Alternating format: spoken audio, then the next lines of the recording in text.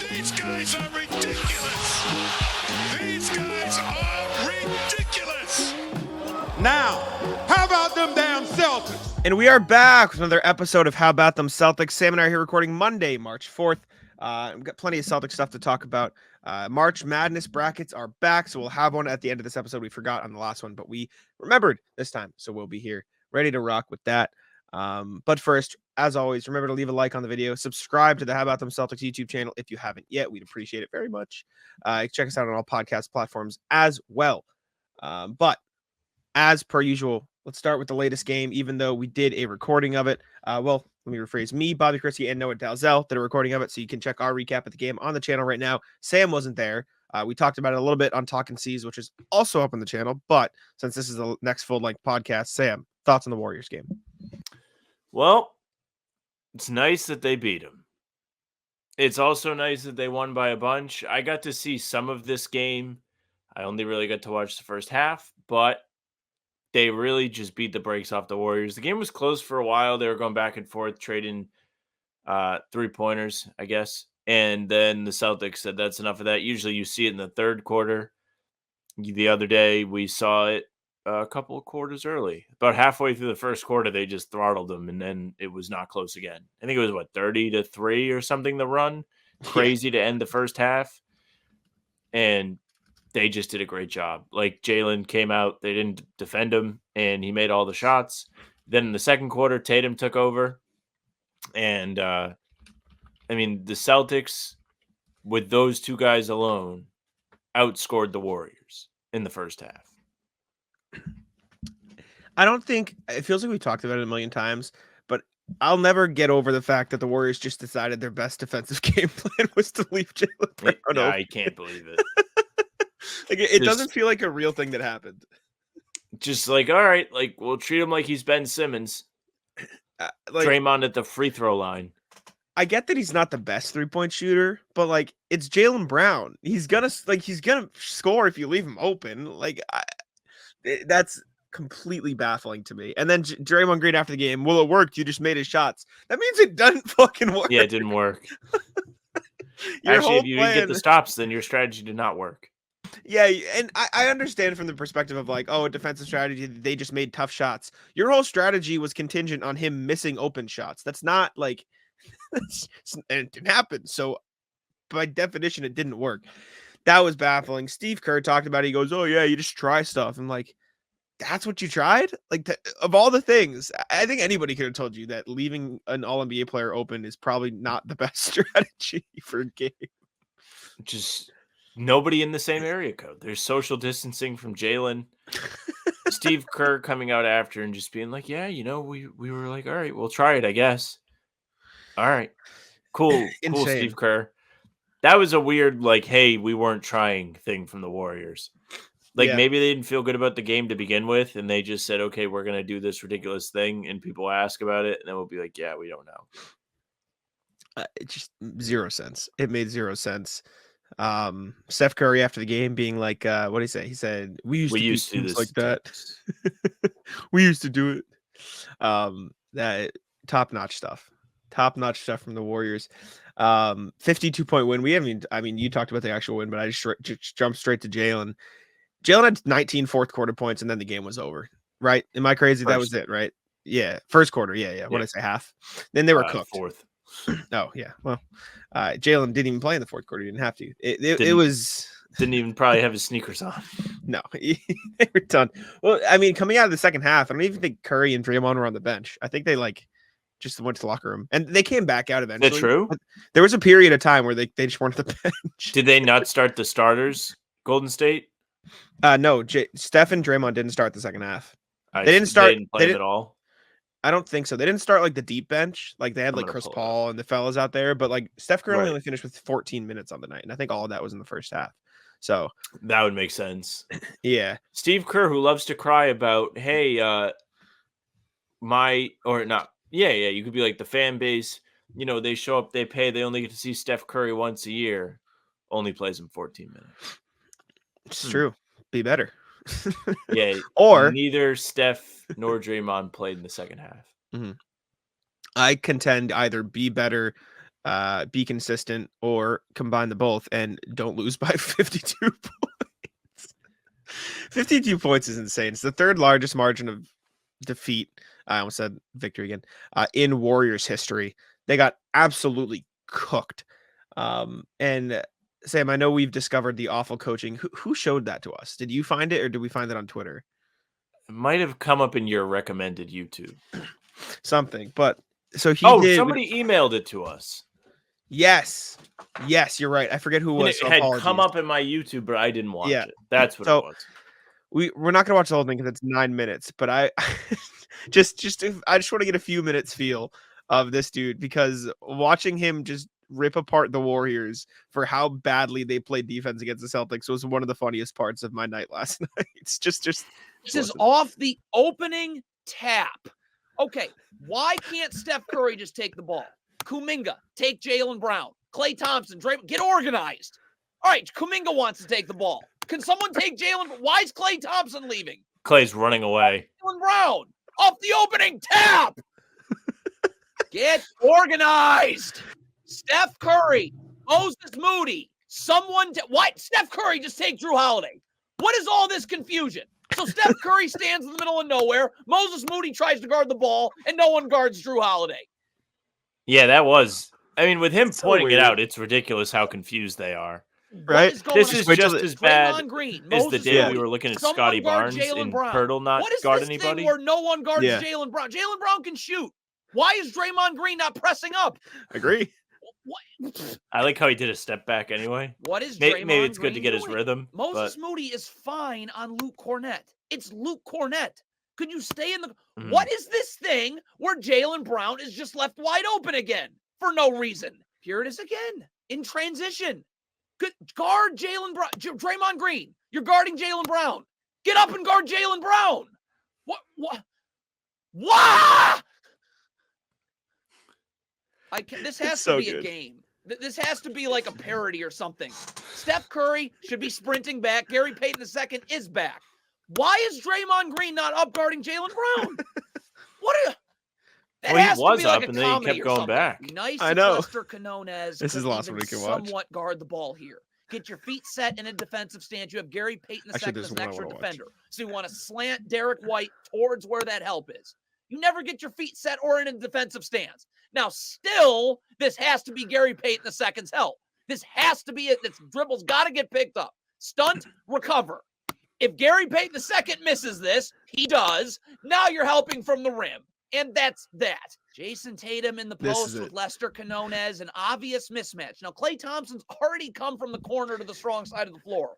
So why are you not all the way up getting this dribble picked up? If a skip pass gets made to the corner, Trace Jackson Davis can rotate to the corner, and you just come on to Cornette. But you're just kind of standing in the middle of nowhere and doing nothing. First of all, this is a special. We can stop there. Go watch the rest of this guy's video. His channel name is Awful Coaching, and he has Monty Williams as his profile picture, which is not very nice. But he's Unkind. he is super funny. I got home last night. I was about to go to bed, and I saw that in my inbox, and I'm like, yeah, we're watching Must this. watch. We're watching this. So that was all time. But yeah, Celtics just kind of made the Warriors look like AAU team. Fun. They Very really fun game. just look disconnected, not locked in defensively. Like all of the things he pointed out, it's crazy how out of position all of them were. Yeah. I thought the Mavericks game was the most fun of the season. And then we watched that. And I think that might not be the most fun win of the season. Was that the most fun win of the season for you? It's a good question. I thought the Milwaukee one was pretty fun. Because it was similar to this. I mean, they blew the lead at the end and almost lost, but Yeah. it was a lot of fun for a large portion of the game, and it was a legitimate rival. Like Golden State, I see as a rival, but in a weird way where they only play them twice a year, and Mhm. they probably won't get in their way from winning a title again. So it's not really a competition between the two sides in terms of, okay, we need to prove ourselves. Like, sure, like if you lose to the Warriors yesterday, it's not fun, but like ultimately you probably won't see them till next season. So it won't I know matter. what you mean. But it does matter at the same time because this has been a team for a while that has had their way with the Celtics. This is on our sheet, so we'll get into it now. Talked about it with Bobby earlier today. The Celtics had lost 5 out of 6 games to the Warriors after winning Game 3 of the finals. Of course, it started with the disastrous Game 4 collapse, but that carried over into last season, carried over into this season. The maybe worst loss of the year was that Warriors loss where Tatum just said, look at this, and then threw it up over Kuminga with no time left in regulation. Then they just fell apart in OT. It was one of those games that was like, wow, they just really can't beat this Warriors team, huh? Go back to last year. They had beaten Phoenix by 50. Then head to Chase Center, and it's an ABC Saturday primetime game. They get murdered, destroyed, not even close. Like, the Celtics have been the best team in the league up to that point, and then after that, they'd been on a roller coaster trying to find their footing again. That loss seriously fucked them up. So, going into this game, I think we both thought it would be close. With Porzingis being out, it felt like it was going to be close. With the recent history between the two teams, it felt like it was going to be close. But it was not, because they figured out whatever the hell was wrong. They got past whatever demons they had been battling with the Warriors. They clearly saw some sort of ghost every time they went out and played them. It just was not the same. Even the win they had last year, there were stretches where they looked awful. So for them to come out and win in such a dominant fashion says a lot about their mental growth, I feel like. And you kind of wrote about this, so I'll let you take it. Yeah, I mean, I was asking Joe and Jalen last night after the game, like how, because it has to be difficult to treat wins and losses like the same and like have no emotion. I wrote an article for Celtics blog effectively saying like Celtics are basketball robots. Like, they don't care when they lose in the sense that they're not going to worry about it. They're just going to move on to the next. They don't care when they win either, right? They're just going to move on to the next. Like, they don't show emotion. They beat the Warriors by 52 points. And after the game, I asked Joe about it, and he goes, the most important thing we do is play the game. That's the most important thing every night. And after it's done, nobody cares. Like, there is no past. They don't have a past. They don't care about it. It doesn't exist for them. The present matters, and the future only extends one game ahead. That is all they care about. They're not looking at the playoffs. They're not looking at 3 games from now. They're not looking at the Nuggets right now, because as we're recording this, they play the Cavs tonight. So they don't even, in their minds, the Nuggets don't exist. The Cavs, the only thing that exists. They are robots. That's like, they're programmed to only look one game ahead and on the Next court. target set. Exactly. And it's got to be difficult to separate the emotion of the victory from just going into the next game. And Jalen was like, he said this is the best team that he's been a part of in that department, right? In the sense of like, on to the next game mentality. He said this is the best team he's been a part of, and you see that, like, far and away, this is the best team the Celtics have had in terms of just moving on to the next. Yeah, they do a great job of not really getting caught up. What have they lost? Back-to-back games once? One singular time. You don't really see Insane. that often from teams in the NBA. A losing streak is not uncommon in this league, and the Celtics have done a great job of avoiding that. Good for them. They do Wizards. a great job, even in game, of kind of recovering when things don't go well. That's why their record is what it is. There have been games this year where you've been like, oh my God, they look terrible. And then all of a sudden, that's just not the case. Especially the last month or so during this win streak, they have just said, okay, yeah, we dicked around in the first half. Well, we have seen enough. They come out in the third quarter, they stomp teams. We talked about it on the last show. It's unbelievable how they have turned it around in that frame. Like, they are what? First in points scored in the third quarter. Their net rating, I think, is first. Like, over the last 10 games, they've had a crazy kind of outburst there after the halftime break. And they are so much better than everybody else. And that's when you can truly win a basketball game, too. You just take control, set the tone. As you head into the fourth quarter towards the end of the game, you're in complete control. They aren't letting it get left up to other teams anymore. They're just taking that variable out of the game, and that's winning basketball. It doesn't matter how poorly they play early in the game. We saw the Bulls game. It was like, what are they doing? Why is this game close? Oh my God, they're losing to the Bulls, and then they blow them out. Yeah. And I mean, we talked about it at the time, and I still back the idea of it. Like, I do think the Celtics are capable, and it's okay every once in a while to not take a game off, but like, you get tired throughout the season. So as long as you play enough to win the game, like RJ said in his emails, like, a win is a win at this point, right? It's that point in the season. but it does feel pretty damn good to just see them stomping teams from wire to wire.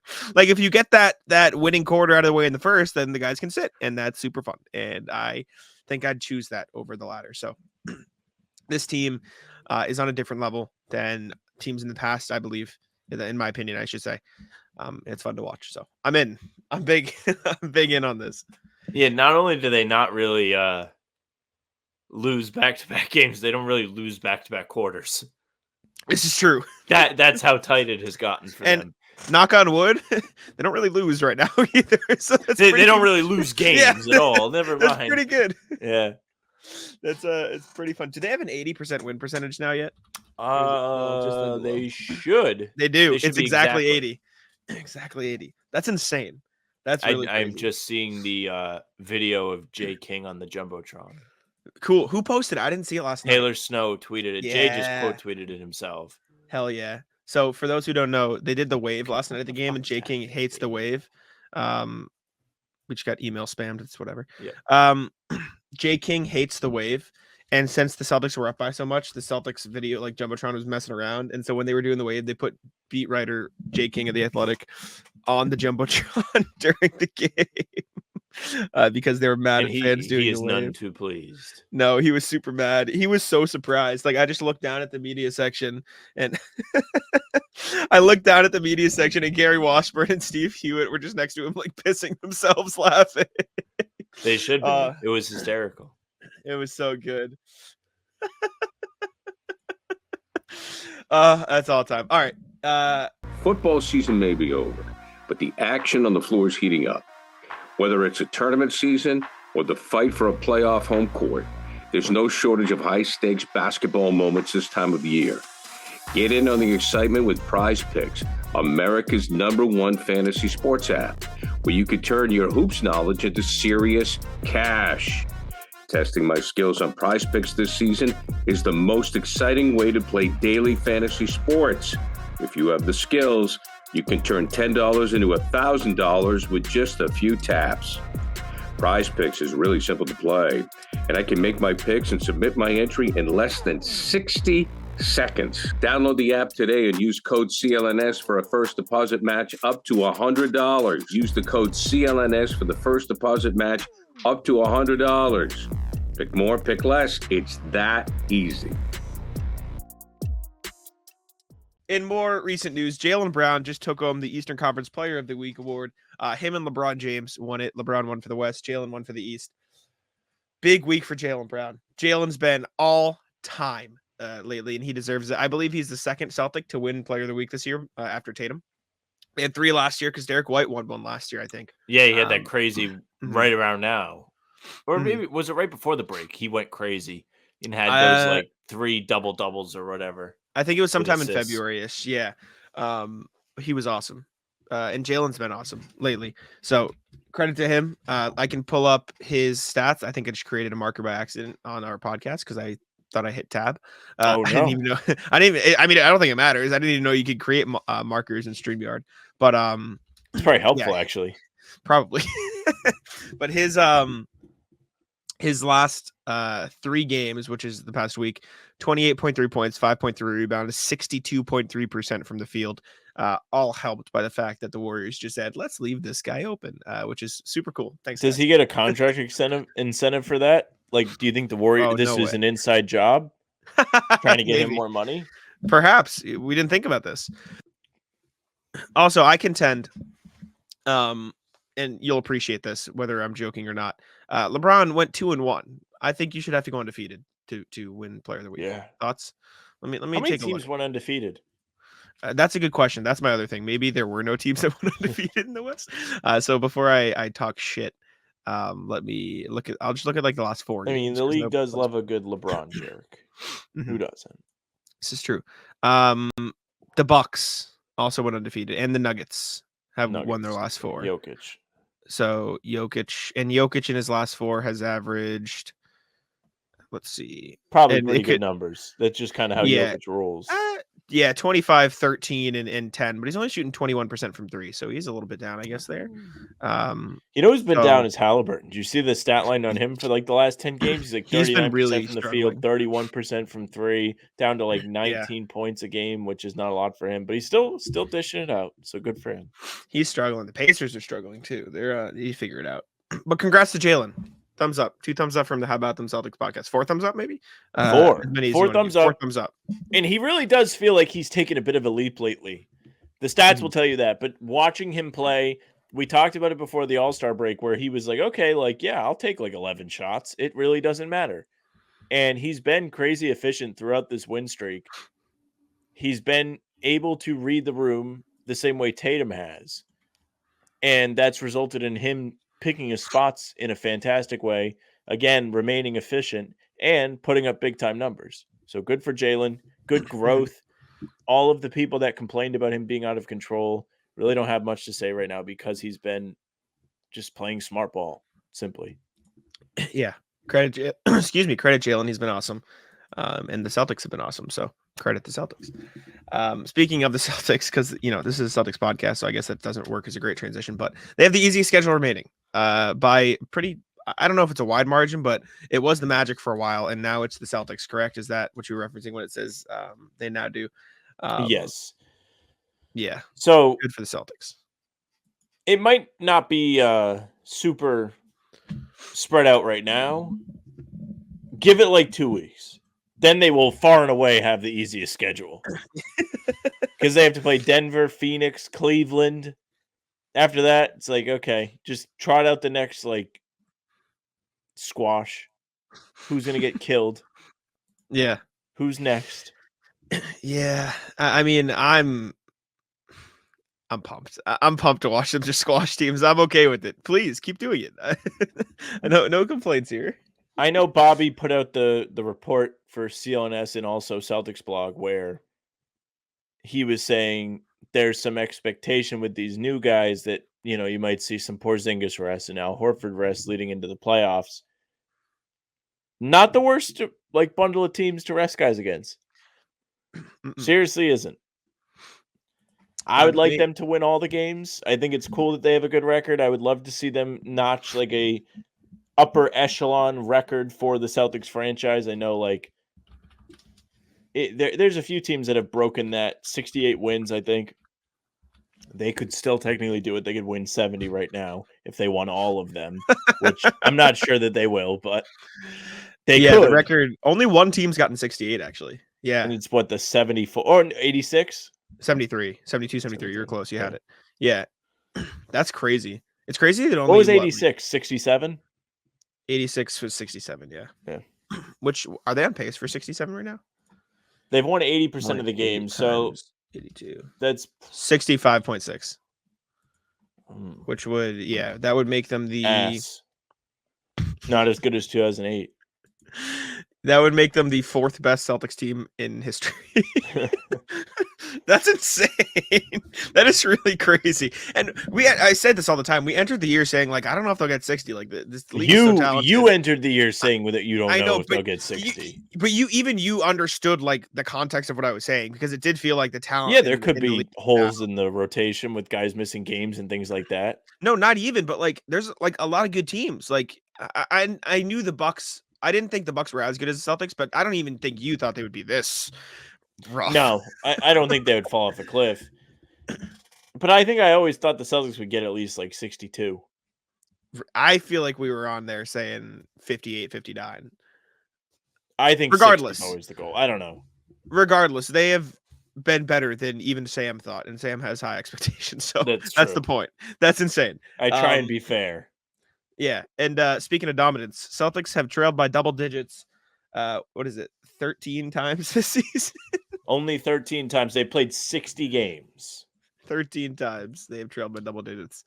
Not only have they only trailed by double digits 13 times, they have only lost 7 of those games.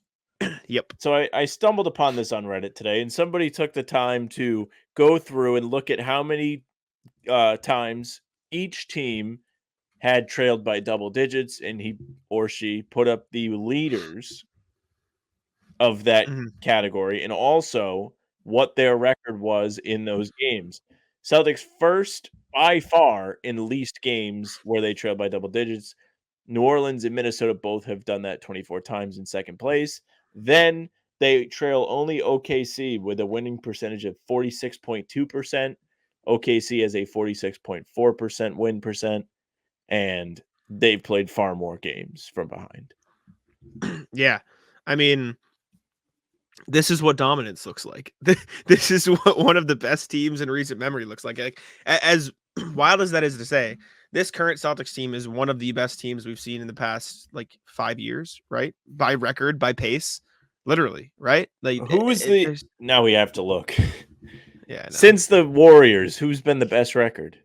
Oh God, let me take a look here. So that might be an easy step used. Best NBA Yeah. records in the last 5 seasons. Best teams with best NBA record in last. I'm gonna do 10 seasons because I don't think there have been that many 61 teams. It's weird that the Spurs were just as good that one year when the Warriors won all the games. Yeah, they won 67.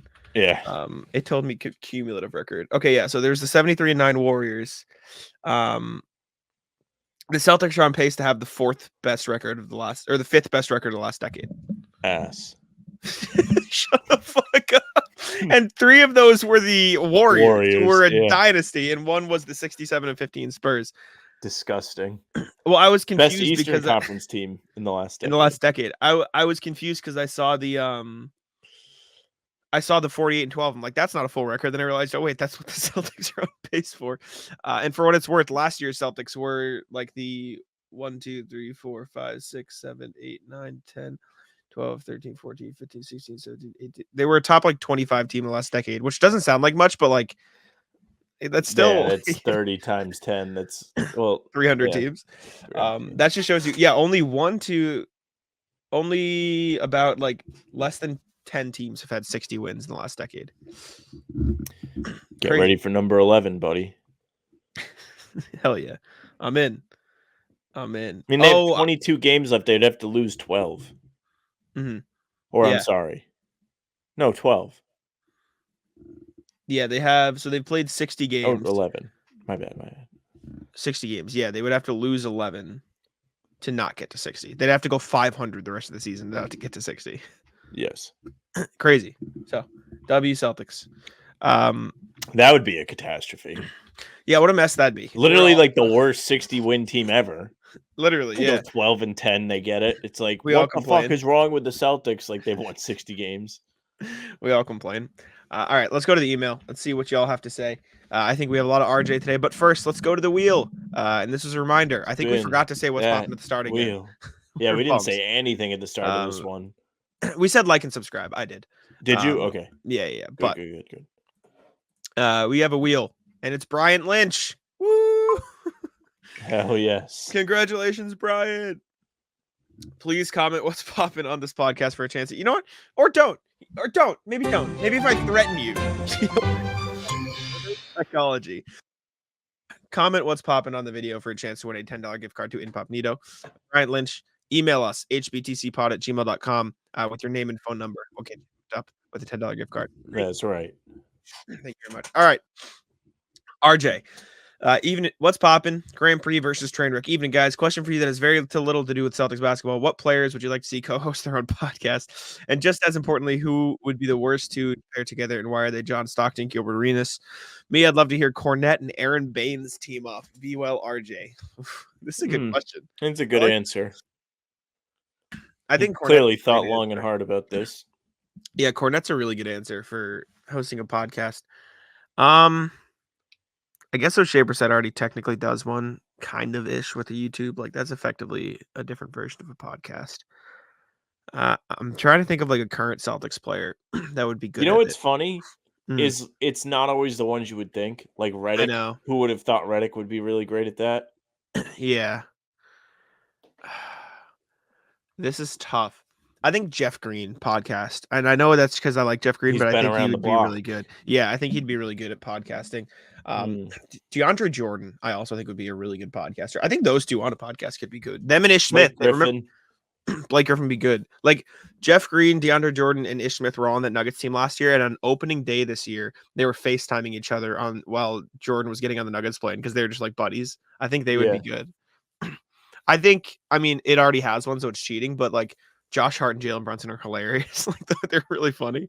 So I think that's good. I don't know. This is a great question. I think Jimmy. Porzingis is a sneaky good answer. Jimmy is a great answer. Jimmy. Yeah. Jimmy's awesome. He would be like Pat Bev. Like the Pat Bev Yeah. pod is a good product. All the clips are funny. Like Mhm. Jimmy would be very similar, except he's a better player.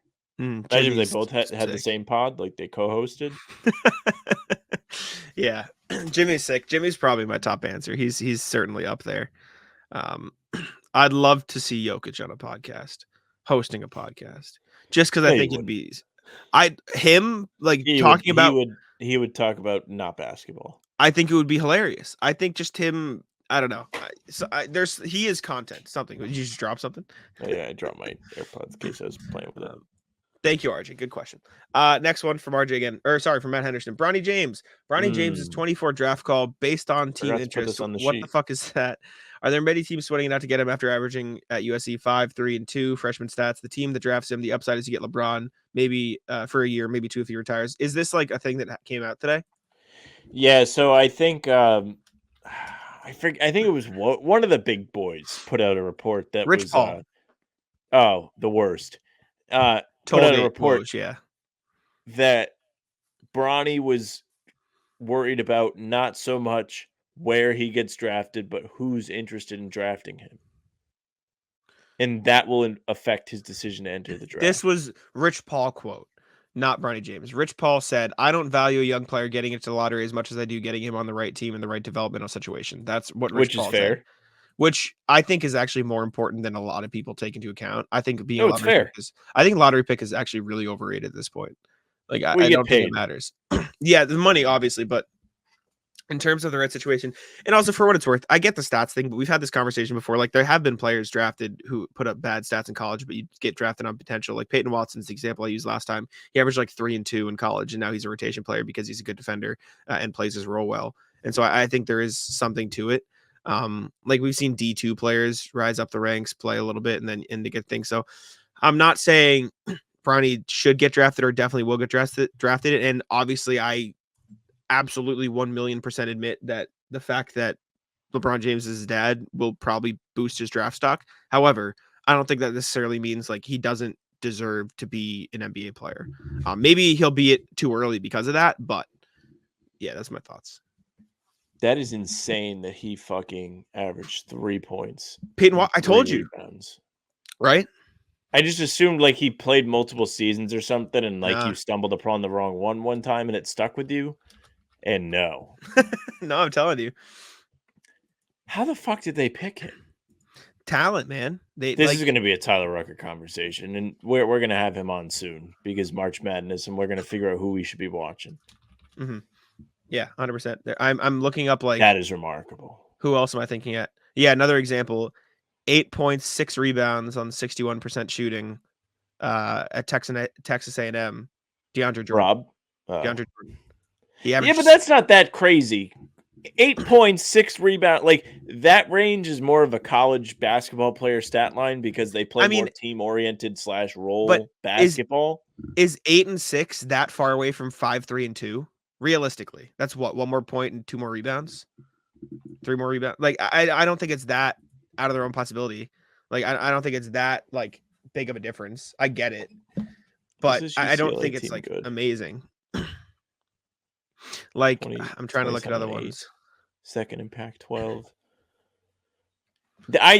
From what I understand, this USC team is not very good. Probably, yeah. I believe you. Russell Westbrook came off the bench in college. Obviously, he played pretty well, but like, correct. He wasn't playing. Devin Booker came off the bench in college. Devin Booker was on a crazy Kentucky team. This is also true. I'm just saying it's possible to get drafted without being like super, super sick. Like Pac-12 this year. Arizona 1, Washington State 2, Colorado 3, Oregon 4, Utah 5, UCLA 6, Cal 7, Arizona State 8, Washington 9, Stanford 10, USC 11. 6 and 12 in the conference. I mean, yeah, another one. Steven Adams averaged 8 and 6. Drew Holiday averaged 8, 3 and 3. You know what I'm saying? Like, I just don't think it's more common than I think most people realize. Again, also, I am admitting that he probably could stand to play another year, right? I'm not saying like That's my argument. I agree. My argument has never been Bronny should not be in the NBA. My argument is Bronny should not go to the NBA yet. Sure, I totally get that. I just think players who are very good at defense, but might not always like get looks, who are still young, but you know what I'm saying? Like, I do think there is a niche where those guys could potentially get drafted and have good NBA careers. So I don't think it's completely out of the realm of possibility that he gets drafted. And it's just, it has to, again, I think this is a perfect Tyler Rucker question. So I'm curious to see what he says. All right. Next email. We'll get him soon. What's poppin'? There are vibes, guys, from RJ again. And then there's Kyrie Irving. Morning, guys. I was catching up on articles, and this quote from The Athletic caught my eye. The pieces around you, how you evaluate them matters. Quote, pieces, in this case being your teammates. I get that in the NBA you've got superstars and everyone else. The last time I checked, no one under contract is an inanimate object. Maybe it's just one word, but words matter, which leads to my questions. Who is your all vibes team, and who is your all anti-vibes team? Do you want to do the anti-vibes and I'll do the vibes? Because that seems like it would fit. Or do you want to work together here? We can work together. All right. Ultimate vibes teams. Theo Pinson, I would redraft him into the NBA to put him on the vibes team. I think he deserves to be on the vibes team. I agree. I think that's a good pick. Blake Griffin, good pick. Yep, Blake Griffin, easy good pick. Easy pick.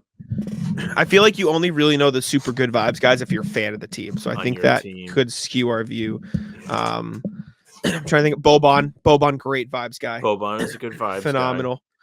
Bucks fans would pick Thanasis, but we're never going to do that. Nope, not Thanasis. Never Thanasis.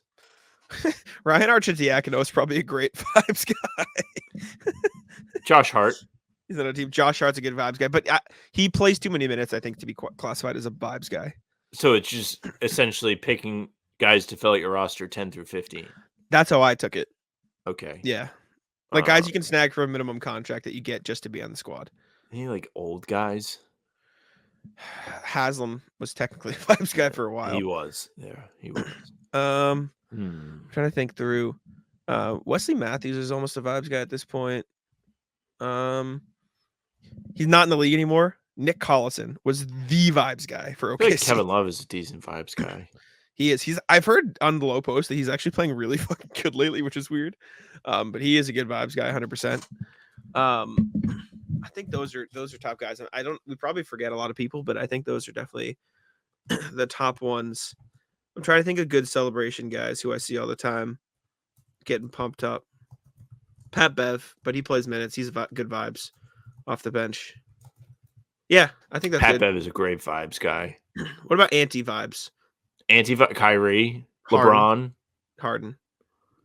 Mm-hmm. Yeah. You would say Harden. We'll throw Harden in there. Yep. Levine. Ben Simmons. Levine might be unfair, but potentially. Levine, I think, fits. Is there any big guys? DeAndre. Yeah, good all anti-vibes team. Head coach I like is that. Monty Williams. Yep. Head coach of good vibes is Mike Malone. It is kind of funny how we were all looking at that. That's a great good vibes coach, by the way. How we were looking at that Monty Williams, DeAndre Ayton situation. We were all like, I don't know who's in the wrong here. Turns out, probably both. Both, yeah. Probably both of them sucked. All right, next email from RJ. What's poppin'? These guys might not be too bad. Afternoon, Jack. Hey, Sam. Happy birthday to your lady. Happy birthday to Sam's girlfriend. Yes. Good on you for giving her your attention on her day. Speaking of birthdays, happy 26th to Jason Tatum. It's a fun game that the Celtics that highlighted what the Celtics look like when they're playing their style of basketball 1 through 10. Not only did everyone score, but everyone had 2 rebounds and 9 players had an assist. I like that the bench and deep bench guys got an opportunity to play together for long stretches so they could build cohesiveness on both sides of the ball. The long minutes also highlighted why players are where they are on the depth chart. Brissett had a lot of energy, but his offense only seems to run at one speed. I bet if we pulled film from the first season, JB, we'd see similarities in their games. Or the first season of JB. Springer seems solid on defense, but his lack of consistent outside shot will keep him behind Pritchard. I do like his commitment to hunting rebounds. That might get him some opportunities. Xavier Tillman Sr. continues to impress, showing off his comfort shooting from distance. Here's a fun exercise. Guess which one of these belongs to Tillman and which one's is Horford's. A is 7. Yesterday. What'd you say? This was This was yesterday. yesterday. Mm. So the first one was Tillman because we know he did assists. He threw it a lob to Horford. That was the Mavs game. Oh. A, 7 points, 4 rebounds, 4 assists, 1 of 2 from 3, 1 steal, 20 minutes. B, 7 points, 4 rebounds, no assists, 1 of 2 from 3, 1 steal, 17 minutes. A is for Al. 11 in a row, 800 ball for the season. I don't know who the Celtics will face in the first round of the playoffs, and I don't care. Championship run doesn't go through Boston this year. It ends there. Be well, RJ W. Yeah. I like. I'm RJ behind the hype video. I'm a yoink that RJ. Tweet that. That's huge. I love that. I really like that. All right. Last email here, I believe, or second to last email. What's poppin'? The Celtics' next big challenge from RJ again. Hey guys, let's look at the Celtics' biggest foe over the next 6 games. Their travel schedule, just as their weird travel contributed to blowout loss in Milwaukee, and to the Warriors playing like the wilted lettuce on Sunday. The upcoming Western swing will make it difficult to keep the winning streak going. Difficult, but not impossible. Cleveland lost at home tonight, Sunday, against the Knicks, while Phoenix is down by 19 in the Valley of the Sun as I write this. If Porzingis is ready to go, the Celtics should have both him and Al for Cleveland, Denver, and Phoenix games. The team might be running on fumes for the back-to-back Portland, Utah games to begin with, along with having KP and Al alternating nights off. I could see Jay Walsh being activated for the trip, also Drew Peterson, so that the Celtics have an extra scorer with fresh legs on the roster. Even if the Celtics return home undefeated, the March 14th game at home against the Suns could be the one that trips them up. It will be their 6th game in 9 days. Celtics' magic number to clinch the East is at 13 now, and 17 to secure the best record in the league. There's a very good chance they'll be able to use April to tune up for the playoffs. Be well, RJ. Yeah, travel could get to him, but could be a really good opportunity for these guys, like he mentions, though, because we did a little bit of talking about this earlier, where it's like, yeah, they have the best record far and away, but their schedule's easy too. Like, I don't know. Time to rest, buddy? Maybe. Not the worst idea as you're trying to push for a championship and stay healthy. So, Jordan Walsh, hit the treadmill. Get ready to run. Yes, sir. Be ready, baby. Drew Peterson was at the game last night, but not active. But yeah. Tatum Player of the Month. Oh, really? Yeah. W. What a beast. Luka and Tatum. Yeah. So now the fans can go to war. Yeah. 27, 9, and 6.5 for Tatum. Everyone's gonna be like, Luka better stats. Yeah, well, his team went 8-3. Who gives a fuck, dude? W Tatum, thank you. Sorry you didn't get your own section of the pod. Dropped too late. Your fault. What's poppin'? That championship feeling. Evening, guys. This is from RJ again. Wrote the following Friday night and forgot to send it. Looking at the light of the Warriors game, I think there might be a trend in how the Celtics execute their game plan. There are good wins, and then there are good wins. The night against Dallas was definitely a good win. The best way to describe this game is looking at it from several points in the second half. With 6:36 to go in the third quarter, PJ Washington hits a 3 to bring the Mavs within 2 at 79-77. 4 minutes later, JT sinks 2 free throws to put Boston up 93-82. Celtics finished the quarter up 102-90. First 3:07 of the fourth quarter, Derek White and Jaylen Brown score 5 points apiece, outscoring Dallas 10-4 and driving lead up to 18 points, 112-94.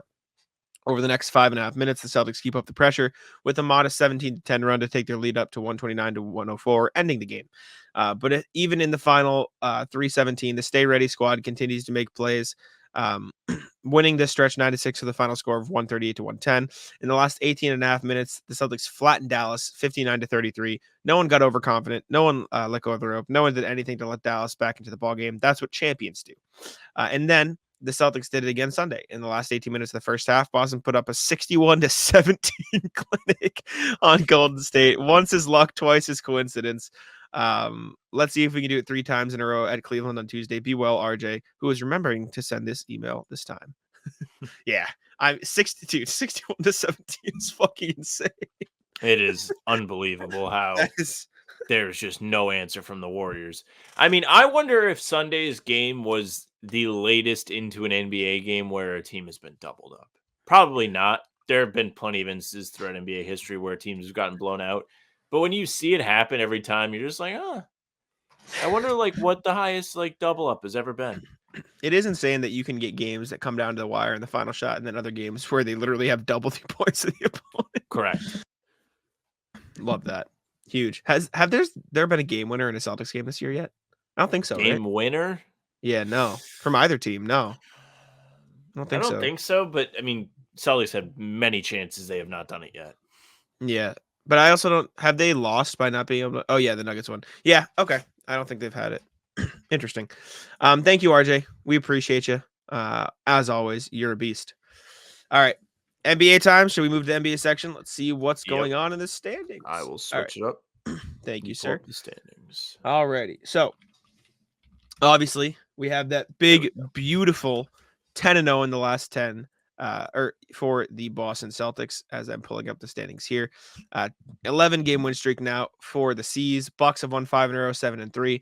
Cavs 5-5 with 1-game losing streak. Knicks sliding at 3-7. Sixers 5-5. Magic and Heat, though, 8-2 each of them. They're picking up the pace. They're making it a battle. They're making a battle for the Knicks and the Sixers, who have both been sliding.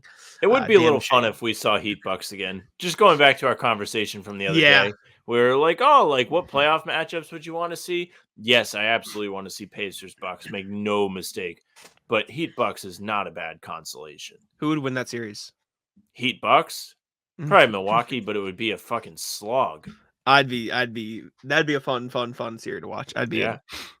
Bottom of the East, everyone else is mid. Spoiler alert. Literally everybody else outside the Wizards and Pistons who stink are mid. It does hurt me to see the Pistons somehow back in last place, even though Washington has lost 14 straight games. Yeah, 14 in a row is crazy. 13 more, and then we get the fucking battle of the fucking year. I need it so bad. Did they play tonight? Wizards Washington has Utah tonight. Big game for our Jazz. Big game for our Jazz. Top of the West is winning. Timberwolves 3 in a row. 2 of 8. And 2 of 10. Yeah, not great. Yeah, we need the Jazz. Timberwolves lost 2 in a row, so the Thunder are now the best team in the Western Conference by 1 fewer loss. Nuggets in third place have won 6 in a row. They are rolling.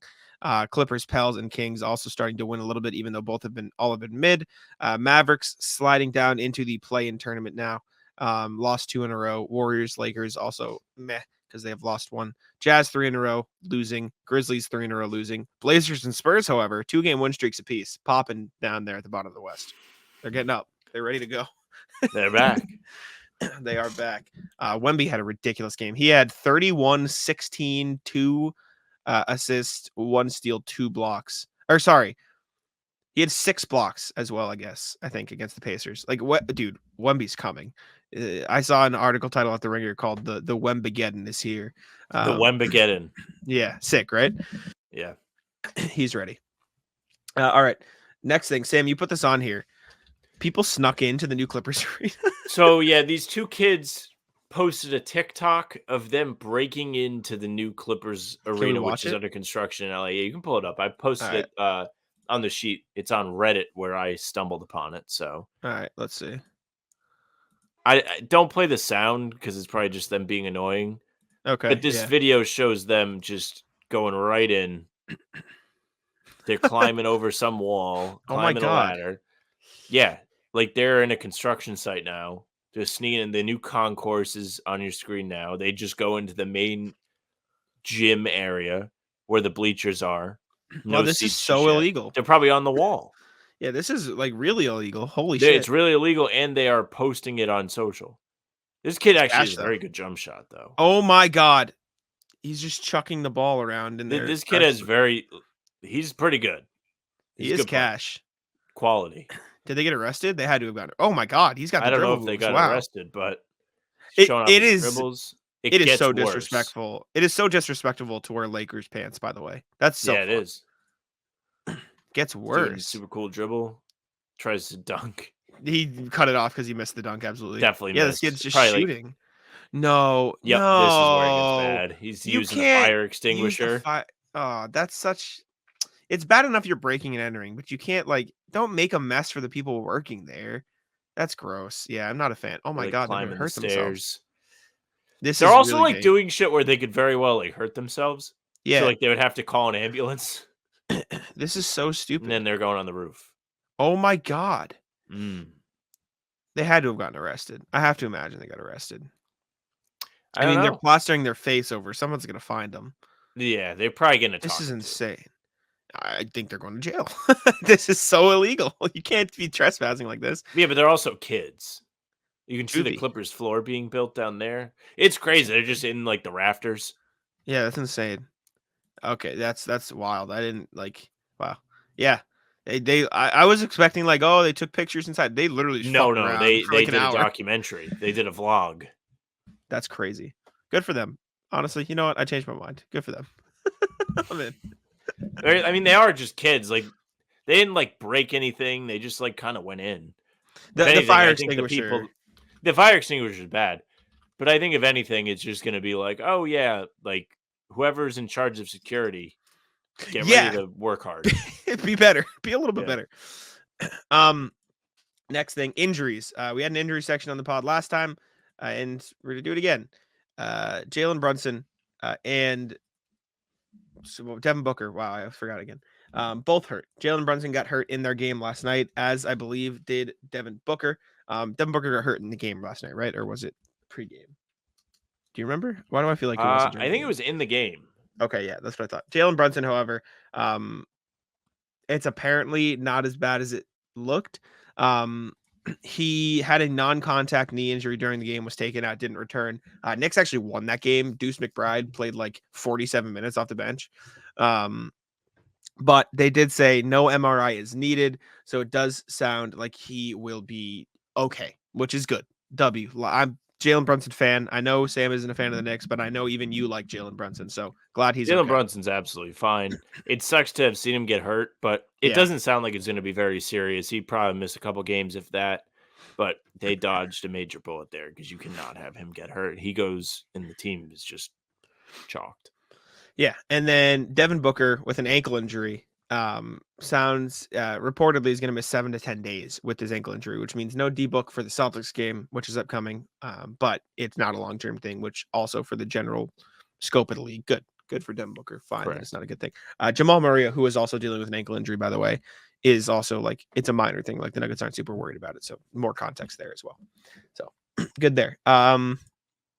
Players back in the NBA, or I guess just in the NBA. Shake Milton signs with the Knicks after being bought out by the Pistons. And TJ Warren, the bubble man, back in the NBA, 10-day contract with the Timberwolves. When is the last time TJ Warren played in the NBA? 2 years ago? I think he joined Phoenix like again. Could be wrong, though. Yeah, he was in the KD trade. You're right. He was in the KD trade and joined Phoenix. Didn't play much. But now he's in Minnesota. So good for him. Very, very strange addition, just out of nowhere. Yeah, very random. There was talk that the Celtics were interested. I was going to say. Summer. Who was it? Him and Glenn Robinson, I think. Yeah. Who were the guys they worked out? Third. But yeah, he's back in the league. All right, Sam. Do you want to do the bracket first or the rat list first? You want to do quick the rat bracket, list? then the rat list. Okay, perfect. So March Madness bracket is back, baby. We're here. We're ready to roll. The bracket looks a little big, but I mean, they're quick decisions for most of them, so it's not going to go too fast. Let me share a screen here, get y'all caught up on what we're doing. Fast food restaurants. It's not up for me. I know it's not up because my browser is moving slow. Sorry. I'm going to go to the Celtics section because I made a thing for it. Fast food restaurants. Here we go. So the way this works, for those of you who weren't a fan of us when we did this last year, which is most of you, we go through for the month of March, for March Madness, obviously, we do brackets. We do brackets of anything. So comment what you want to see us do a bracket of. We're going to start with fast food chains, pick our favorite fast food chains of the bunch. And yeah, let me add the overlay I made. I just made a little new overlay so we can put the bracket on the screen. And then we'll get cooking. It's nothing crazy, but I'm going to do this. I'm going to do this. And we're going to do good from there. So March Madness brackets. Now, we're going to use matchup mode so we can go down the list. I think if I remember correctly, last year it made us do it in a weird where we go one side then the other side. But Sam, we're starting with the tough one. Chick-fil-A versus Krispy Kreme. So I'm going to have to say Chick-fil-A because we don't really have Krispy Kreme except Foxwoods. Or Mohegan, rather. Yeah, I agree. Obviously, I mean, we know what I'm picking. I just want to add Krispy Kreme. Very good. This is not a knock at Very Krispy good. Kreme. This is a Chick-fil-A is awesome. I have the Krispy Kreme hat back there. Mm-hmm. Quiznos versus Burger King. Jesus, this is battle of the shitters. Well, do you have an opinion? You do have the Burger King commercial. Yeah. For that alone. The amount of laughs. W. Zaxby's versus Hardee's. I haven't had either of these. I've never heard of Zaxby's. Hardee's. It's chicken. I've heard Zaxby's very good. I've heard good things. Okay, I'm gonna put that through because Hardee's has the or maybe it's Carl's Jr. It's the same company, but they're partnered with the Lakers. That is good as well. I also think it's stupid. Pick one. Why have two names? I think it's dumb. Zaxby's. Yeah. Arby's versus Jimmy John's. Arby's. Arby's, which I'm not really I'm not like convinced exists. Really? I've seen Arby's, but like there are like no Arby's near me. I don't know if there's Arby's in Mm. Rhode Island. We're gonna have to take a look. They I had them see. in California when I went. So But are Jimmy you- John's is low key kind of fire. Can't front. So are you gonna go Arby's for the memes? Like, what is the? No, What's we'll the go play here? Jimmy John's for integrity of the game. Okay, respect. I respect that. So if you put Um, in Arby's Rhode Island, it pulls up Arby's Auburn, Mass. Yeah, that's cooked. Jersey Mike's versus Which. Never heard of Which. Buddy, but Jersey Mike's What wasn't kind gonna of lose fucking anyways. question is that? Jersey Five Guys. Mike's. Five Guys versus Panera. Wow, the closest Arby's to me is Worcester. Five Oh, Guys. wow. Yeah, Five Guys go through. Five Guys is very Absolutely. good. Love Five Guys. Long John Silver's versus Checkers. Wash, both never heard of, both never had, or I've heard but never had. I've never had it. I don't even know if they serve at Checkers. I just know Long John Checkers Silver's is like fish. Wendy's. So I'm gonna go with that over Long John Silver's. Yeah, I don't think I'm getting fast food fish. I agree. KFC versus Auntie Anne's. Both very good. So This is I'm gonna say Auntie Anne's. really It is a mall staple. You can smell it no matter where you're at. They got the little cinnamon ones. I love chicken. Chicken is my favorite food. But you got to think, like, are you really getting KFC? no, and that's why I'm not gonna fight you on it. But in terms of would I rather KFC or pretzels, I'm picking KFC. Well, I But- also don't love pretzels, and I will, nod at your I'm not eating pretzels take because I'm not eating Pretzels are bad. Pretzels are bad. I think pretzels are bad. Auntie Well- Anne's are not bad. Like they're like a nice snack. I'm not going Soft Auntie pretzels are Anne's to good. be exactly. And I I'm love not going soft there to be satisfied or full. Yes, I love soft pretzels. I am out on hard pretzels, like the snack pretzels. I think those are bad. Yeah, I don't care. but for those. I'll back you on Auntie Anne's just to get some variety in here because there's a lot of chicken places. So yeah, it does go one side of the bracket to the other, which is unfortunate. We can't go round by round. I wonder if we can force it to go round by round. Like if I guess we could just have it not pop up on the screen if we want to go over here, or would you rather just go with the matchup mode and just do it like this? I'm fine with this. We have to do Okay. both sides anyway. Okay. Chick-fil-A or Burger King? I won't have the slander. I really hope you're just going to agree with me here. Yeah, Chick-fil-A is fine. Okay. I mean that is the Phenomenal. winner. No contest. Phenomenal. Thank you. Okay. Zaxby's or Jimmy John's? Again, never had Zaxby's. I love a I good sandwich. Jimmy John's is Yeah. fine. Jimmy John's is fine. All right. Jersey Mike's or Five Guys? Now, I'm going to assume, unless you're wrong, I'm going to assume that sigh was, I hate to have to eliminate Five Guys, but if See it, Five Guys. Five Jersey Guys, Mike's a fine establishment. Five Guys, very good though. Very good. Love It is Five good. Guys. It is good. But I mean, those of you that follow my Twitter know, like, you eat Jersey Mike's, it's a special moment in history. Mhm. Yeah. And Auntie Anne's is going through here. Checkers or Auntie Anne's? We're going to go with Auntie Anne's. Chick-fil-A, Jimmy John's. Jimmy John's had a good run. Respect, but Chick-fil-A's going through. Same thing to Auntie Anne's. Handshake. Shout out Auntie Anne's. Jersey Mike's. And now this is the Titans. Chick-fil-A, Jersey Mike's. I might have caught you at the right time, Jack. Until I had Chick-fil-A again today. You had Chick-fil-A again today. I did. Mhm. I think it's Jersey Mike's. I could eat Jersey Mike's every single day. And you very much could eat Chick-fil-A every single day. It's not I could. Except you can't have it on Sunday. It's true, but Chick-fil-A is so good. I'm going to concede. Mm. I'm going to Okay. concede because Keep it in the back pocket. I am equally a big fan of Jersey Mike's. Like I love Jersey Mike's. I've just been on a Chick-fil-A kick. It is. So I will keep this. I like you said, keep this in the back pocket, but I will concede and I'll give the Jersey Mike's. I'm not gonna Jersey hold Mike's out. is the finest establishment. If this was like I don't really like the thing you like, then I might have fought you a little bit more. But I huge respect to Jersey Mike. So we're gonna handshake. All right, Jack in the Box versus Whataburger. We're on the other side of the bracket now. We're also on the other side of the country. Yeah, I've never had Jack in the Box. I have had Whataburger. It's fine. It's whatever. All right, I don't know if you have an opinion. I think Jack in the Box also has a Lakers partnership, so yeah, get him out of here. McDonald's, Subway. It's McDonald's, but respect to Subway, I think. Yeah. Yep. Respect to Subway, though. I haven't got my hands on a footlong cookie yet, so that's part of the reason why. Apparently, we were looking and they only have footlong churros near me. Like you can order churros near you. Near the other thing. Yeah. Well, I've seen the cookies, multiple locations. Might have to find it. We were looking at Henry's looking at DoorDash, so use that for what it's worth. Chipotle versus Cinnabon. It's got to be Chipotle. Chipotle's great. Even though it is Chipotle. Chipotle is a top tier. Sonic or Dunkin' Donuts? I know you're a local guy, but it's Dunkin' Donuts. It's got to be Dunkin' Donuts. It is Dunkin'. It's closer than you think. Yeah, Sonic's good. Respect to Sonic. I get Sonic, and it's good. Taco Bell versus In-N-Out. I think In-N-Out's a little overrated. I'm not going to lie to you. I like In-N-Out, and I like In-N-Out especially because it's super cheap. It is not expensive at all. It is. Taco Bell's also cheap. Taco Bell's also cheap, but for the quality to money ratio, In-N-Out is better. But I can agree that Taco Bell should go through here. Yeah, we'll put it through. Excuse me. Next is Popeyes versus Elevation Burger. I've never heard of that. Never heard of Elevation Burger. So Popeyes is through. Even though I think Popeyes is the most ass of all the chicken places. Yeah.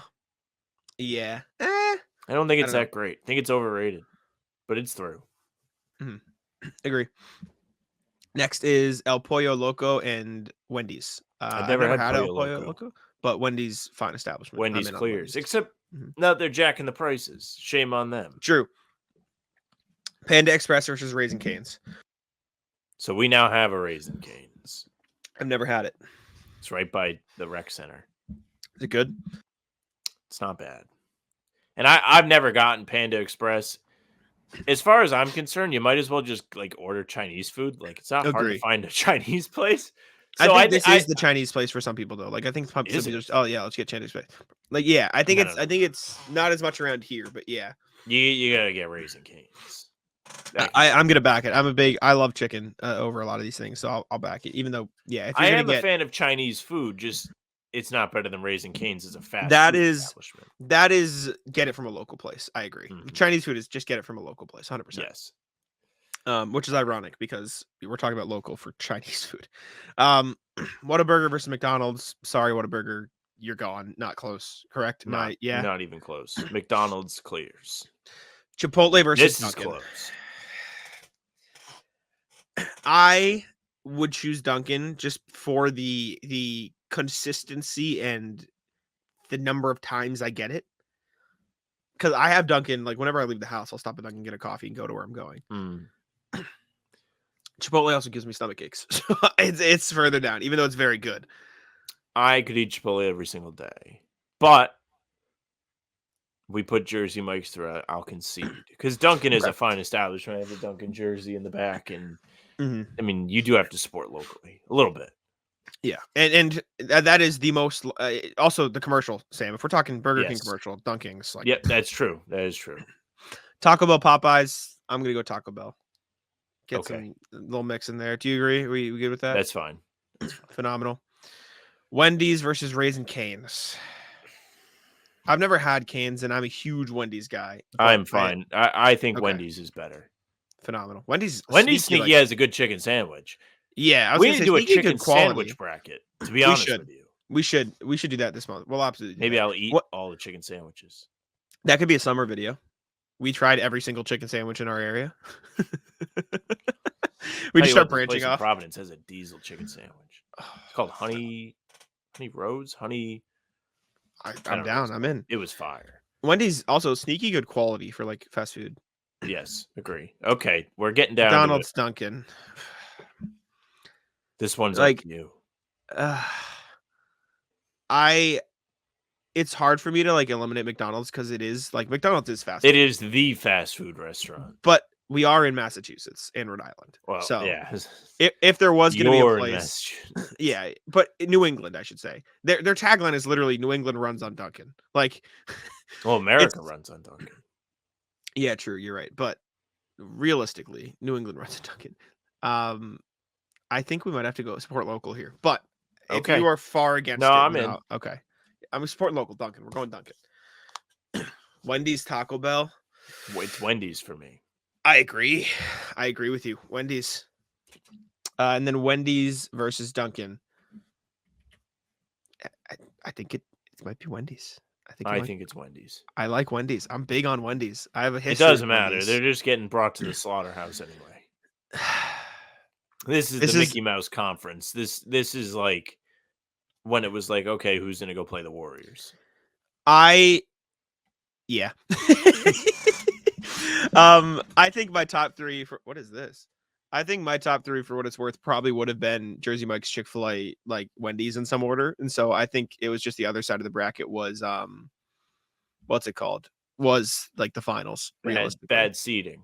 Yeah. I will say I reshuffled the seating a lot to try to get I wanted Wendy's, McDonald's, Dunkin' and Chick-fil-A and Jersey Mike's as far away from each other as possible because I thought I kind of had an idea that those were going to be sort of in the finals. So I tried to separate them. But all right, last few minutes of the show here. Let's get into the Ratless Sam. Would you like to kick us off? Yeah. Ratless cake. So yesterday was a birthday event. I had maybe the biggest piece of cake ever. Like, I cut the cake for myself. I cut the cake for everybody, which was a hellish punishment anyways, because you have to give everybody this magnificent cake as you're sitting there having thought about the cake that you bought yesterday all day, watching everybody else enjoy it. And then it's finally my turn. There's still like half the cake left. I had a diesel piece of cake. Like, was it good there though? were like people saying, wow, like they couldn't believe how much it was excellent.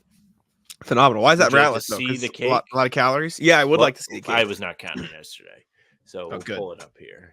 Please. Chocolate Are or you vanilla familiar cake? Do you have with opinion? Greg's? Vaguely, yeah. I know what Greg's is.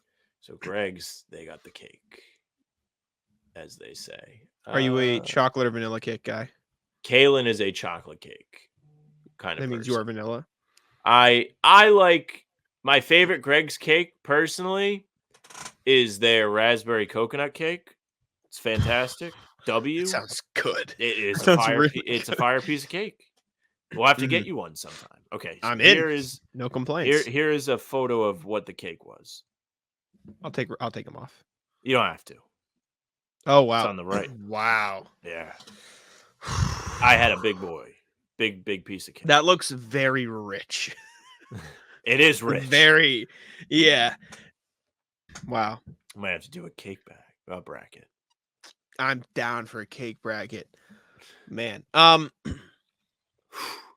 Just look at Ratless the Here's Rain. one more. Oh yeah, show me first. Keep talking. So Ratless the Rain, I went to a Ratless the Rain and my friends. It's a There you combo go. Ratless. Full cake. Yeah, that's such a rich cake. Ratless the Rain and my friends. So I went to a potluck on Saturday with my friends. And they do it like once a quarter, like quote unquote quarter. It's a terrible term. You like never want to hear I know. that. So this was the Q1 potluck. And they have themes for these potlucks. Now, the Ratless is not the fact that they had a theme. The Ratless is the fact that they made it beach theme, and it was pouring fucking rain outside.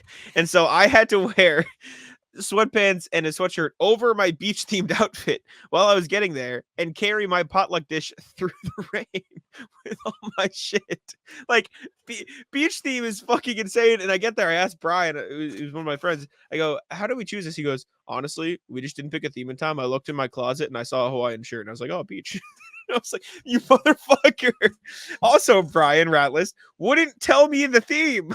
He goes a game. He goes, hey, Jack, you get 5 questions to ask what the theme is, but you can't ask directly what it is. So figure it out. And I just ended up texting another one of the roommates and scammed it. I said, "What's the theme?" They go, "Beach." I'm like, "Cool." That was it. And then I fake played the game, like scam my way. But like, potluck was fun. It was great. But it was just like, what the fuck? You want to see a picture? While you, I guess. When I discuss, despise themes. Have I talked about this? We have also not NBA, but Russell Wilson just got released. Yep. Learn That's funny. Canadian, Russ. I know you dislike themes. I so, despise themes. yeah. You can't just hang out. You gotta have a fucking theme. Just hang out. Everybody can go hang out. It is what it is. I enjoy being with friends, and I am not one. I do too. I'm not one to push back on anything. You know what I'm saying? Like I'll just go with the flow, so I don't care as much. But yeah, whatever. It's like a fun event. It was a good time. We're going for a bar crawl for St. Patrick's Day next weekend, so I'm very excited.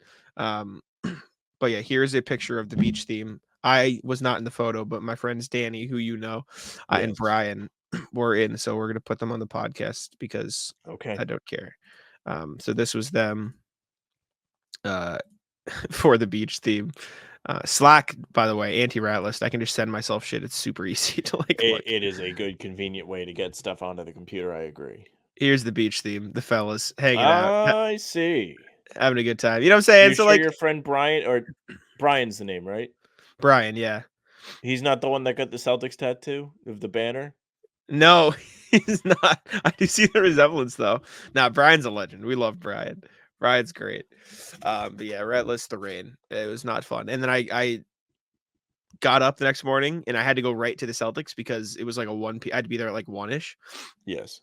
And I luckily thought ahead and brought an extra sweatshirt because the hoodie I wore the night before was soaked.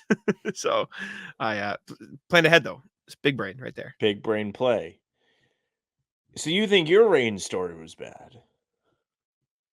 Saturday night, I'm driving to Providence, taking 95. My wipers stopped working. Oh, that sucks so bad. That's so bad. So I had to pull over. What happened is I was driving. One of them gets caught on the side. The other one's still flopping around just enough. So I'm like, okay, I can get there. I'm almost at my exit. Second one has perished. Yep. What'd you do?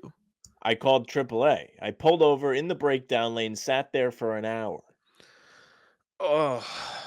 I sat there once for like probably 5 minutes. I was like, all right, we're going to try. Because when you're sitting there, it's not as bad because you're not moving. You don't have people driving in front of you, and you don't have kickback of water coming on your windshield. Yeah. So I'm like, okay, we'll try. Bad idea. You couldn't. It was probably like another 500 feet. I was like, no. I got to get back over. So I sat there for an hour.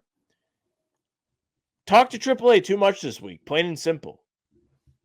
What was the other Saturday? Oh, the tire. The tire, yeah. Saw him Saturday. Guy was fantastic. Helped me, moved my car, towed it to where I needed to go. And, of course, this is not an issue that matters unless it rains, so I'm okay.